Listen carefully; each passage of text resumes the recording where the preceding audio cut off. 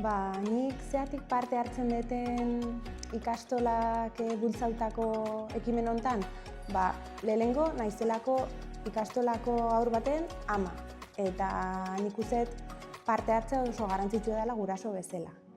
Eta zeatik, ikastola delako komunitate bat, eta komunitate horren parte izatea oso garrantzitsua delako, ikastola komunitate bezala sortu izalako, eta nik uste hori urten poderion jundalako galtzen, orduan hori bueltatzea eta berriro indarra hartzea nik uste oso garrantzitsua dela. Eta horregatik hartu nuen parte ekimen honetan.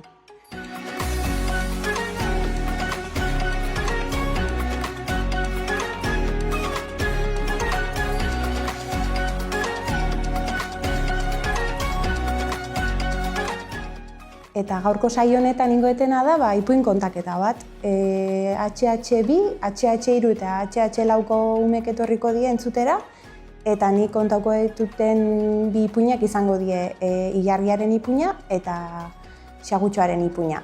Eta gero umeak gogotsu balin badaude, txontxongiloekin baita Txoana Gorritxoren ipuina kontatuko dut.